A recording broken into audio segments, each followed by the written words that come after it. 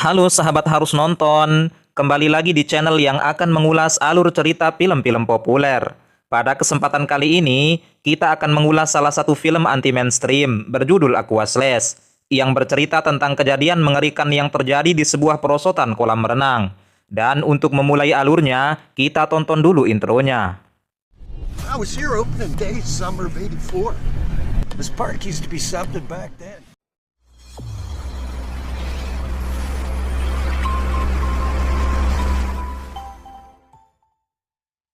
Scene pertama kita diperlihatkan dengan seorang pria bernama Brad dan wanita bernama Cindy yang sedang asik berpacaran di area kolam renang.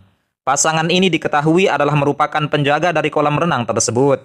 Namun karena ada kesempatan, setelah selesai bekerja mereka tidak langsung pulang ke rumah. Mereka malah asik nempel-nempel di atas perosotan. Tidak lama kemudian, mereka pun dihampiri oleh seseorang yang terlihat membawa parang. Pada akhirnya adegan nempel-nempel itu pun selesai. Sepasang kekasih itu harus rela meregang nyawa di area kolam tersebut.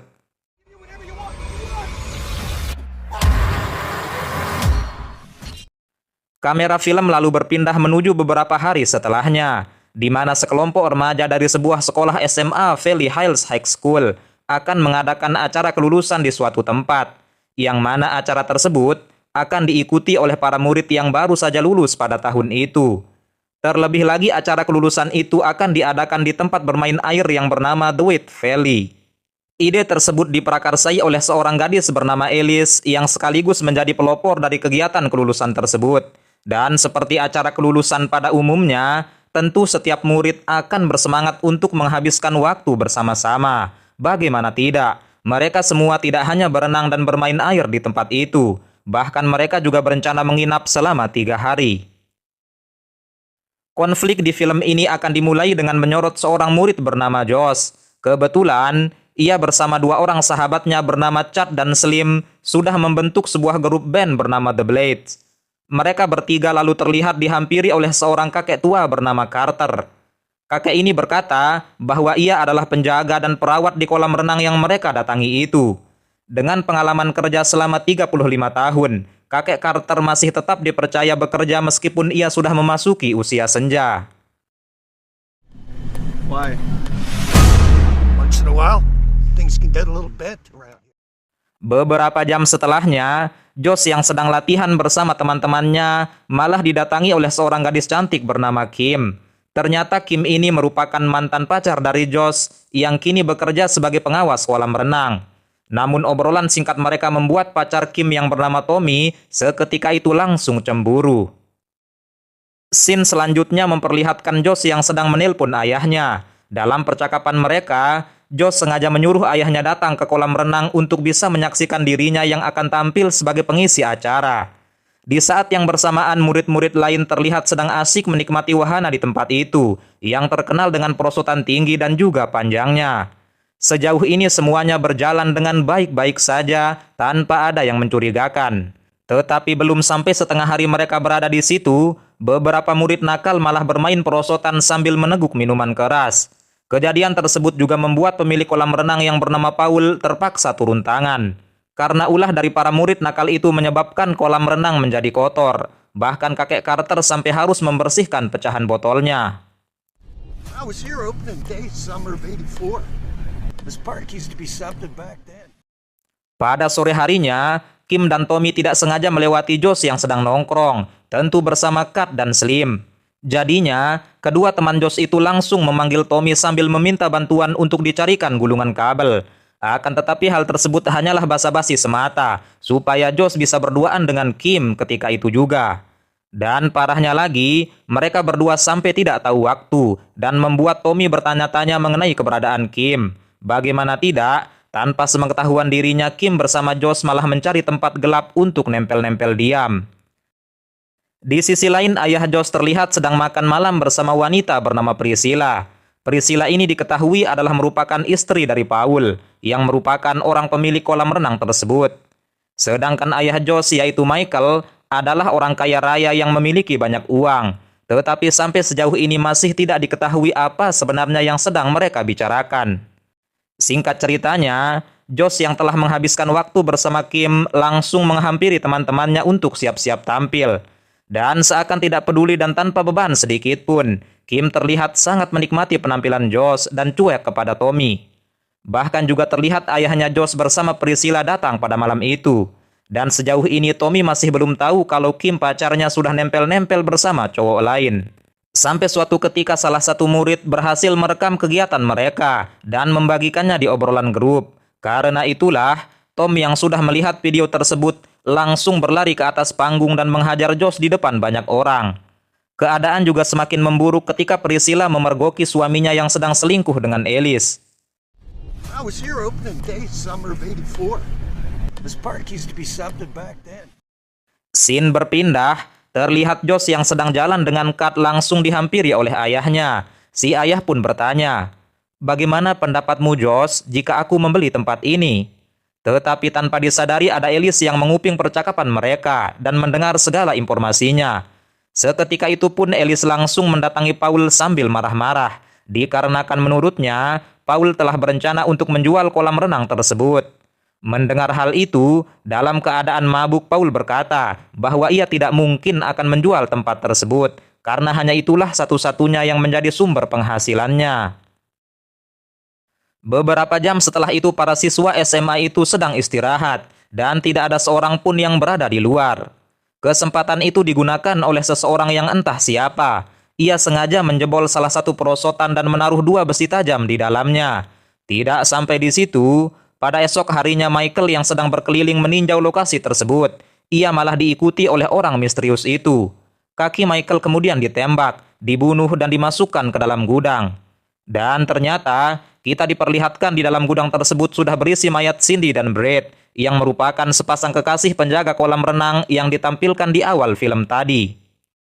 You crazy? Ah! Okay, okay. I'll do whatever you want. Anything you want. I'll give you whatever you want.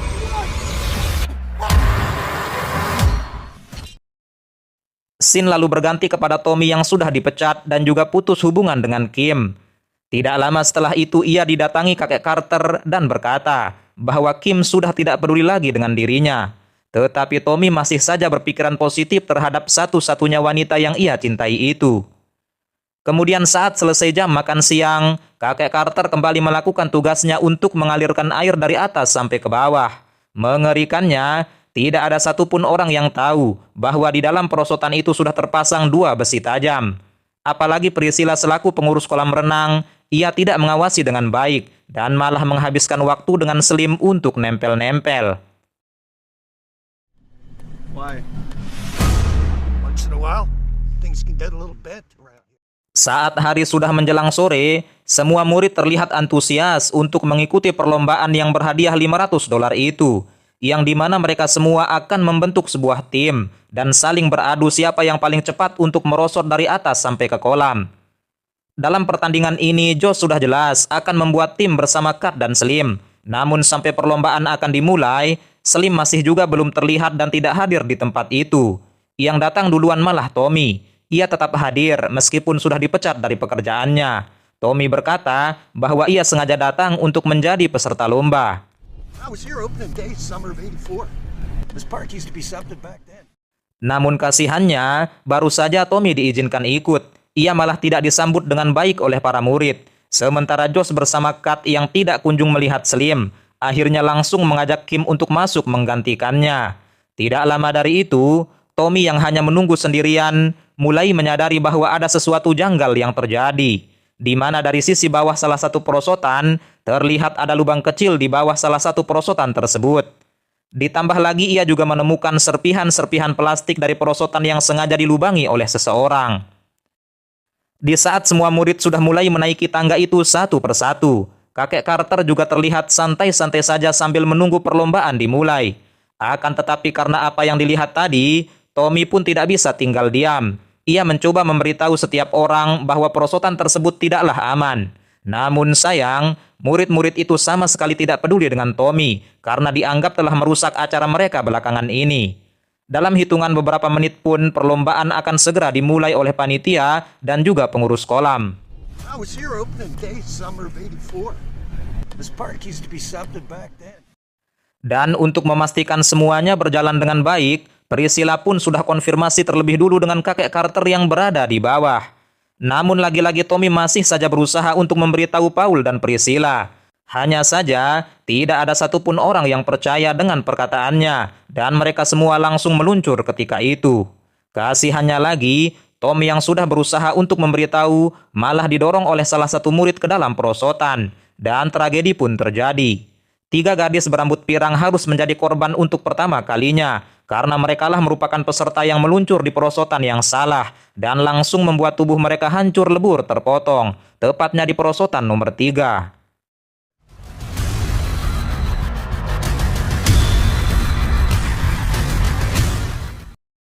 Jika kita lihat dari bawah, perosotan nomor 3 itu sudah mengalirkan air yang berwarna merah, serta mengeluarkan potongan tubuh.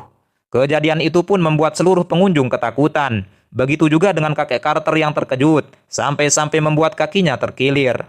Dan sialnya, Tommy yang terjatuh ke dalam perosotan malah berada di perosotan nomor 3. Tommy pun berusaha menahan tubuhnya sambil berharap tidak ada orang yang meluncur dari atas. Sementara kakek Carter yang sudah menyadari hal tersebut, langsung memberitahu Priscilla untuk menghentikan perlombaan. Namun anehnya walkie-talkie yang ia pegang tiba-tiba tidak bersuara. Priscilla terlihat tidak mendengar kata kakek Carter. Ia malah menantang Paul untuk adu meluncur. Dengan syarat, suaminya itu harus menang apabila masih ingin rumah tangganya kembali normal. Pada akhirnya 3 tim kembali meluncur dengan Paul yang berada di perosotan nomor 3.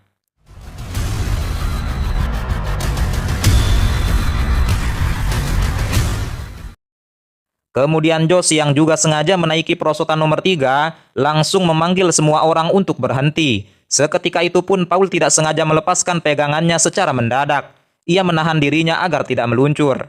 Sementara 2 wanita lainnya sudah dipastikan tidak bisa selamat lagi, termasuk Tommy yang harus terdorong dengan kencangnya. Dan sebelum kondisi semakin parah, kakek Carter langsung menyuruh Kat dan juga Kim untuk mematikan pompa air di dalam gudang. Namun betapa terkejutnya si Kim ini. Ketika ia masuk ke dalam gudang, ia menemukan jasad ayah Josh beserta jasad rekan kerjanya. Di saat yang bersamaan, aliran air yang begitu deras membuat Paul tidak dapat menahan dirinya lagi. Pada akhirnya ia juga harus menjadi korban dalam tragedi paling mengerikan di kolam renang.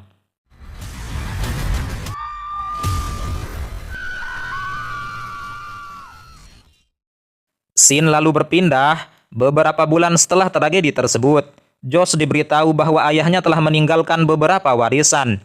Tetapi ada satu hal yang masih belum diselesaikan oleh ayahnya, yaitu surat transaksi dari pembelian kolam renang The Wet Valley seharga 20 juta dolar. Pada akhirnya, kematian Paul dalam tragedi tersebut membuat Priscilla menjadi satu-satunya orang yang menerima uang tersebut.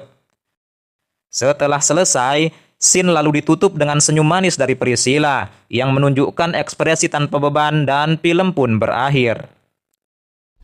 I was here opening day, summer of '84. This park used to be something back then.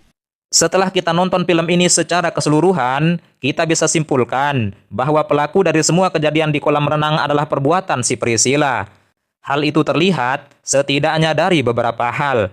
Yang pertama, terlihat jelas dari pertemuannya dengan Michael dan bisa ditebak dari pertemuan itu, Priscilla menawarkan kolam renang tersebut untuk dibeli oleh Michael. Karena ia tahu persis, dalam angkatan siswa SMA yang akan lulus tahun itu, terdapat anak muridnya mempunyai orang tua kaya raya. Namun Michael tidaklah tertarik dengan tawaran tersebut.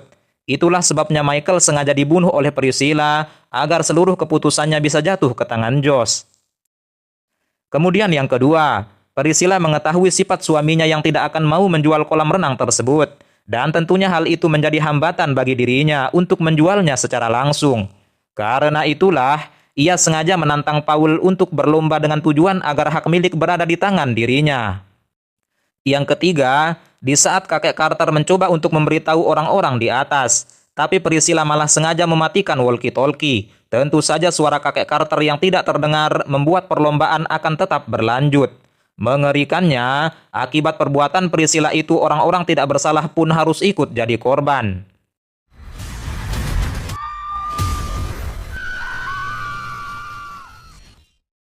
Oke teman-teman, Demikianlah alur cerita film kita kali ini. Semoga menghibur ya. Silahkan request kira-kira film apa yang akan kita ulas selanjutnya. Sampai jumpa di video berikutnya. Sekian, wassalamualaikum warahmatullahi wabarakatuh.